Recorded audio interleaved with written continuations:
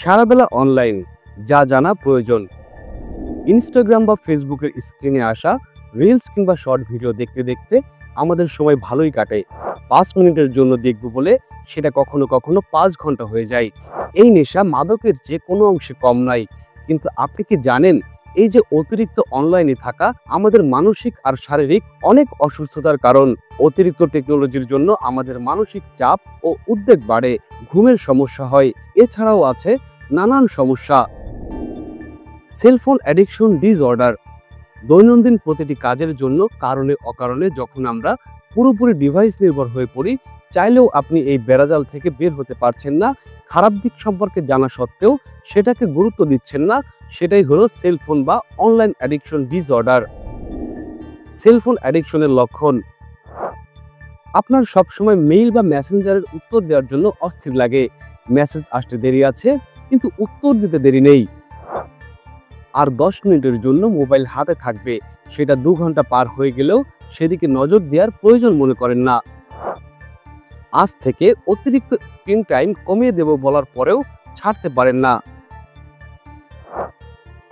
অতিরিক্ত মোবাইল বা পিসি বা স্ক্রিন টাইমের জন্য সামাজিক পারিবারিক সম্পর্ক ভালো যায় না।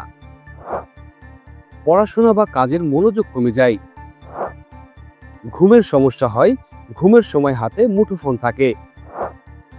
মোবাইল ব্যবহার বা ইন্টারনেট ব্রাউজিং এর সুযোগ না থাকলে অস্থির বোধ করেন।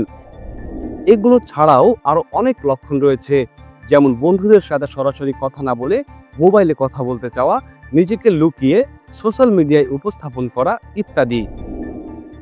সমাধান: যখন খাওয়া দাওয়া করবেন, ঘুমাতে যাবেন, পড়াশোনা করবেন কিংবা কাজ করবেন, চেষ্টা করুন মোবাইল বা ইন্টারনেট থেকে দূরে থাকার। পরিবার, বন্ধুবান্ধব, স্বজনদের সাথে সাক্ষাতের সময় মোবাইলের ব্যবহার কমিয়ে দেওয়া। অতিরিক্ত যে সকল অ্যাপ আপনার মনোযোগ বিঘ্নিত করে তা মুছে দেওয়া, যদি একান্ত প্রয়োজনীয় না হয়।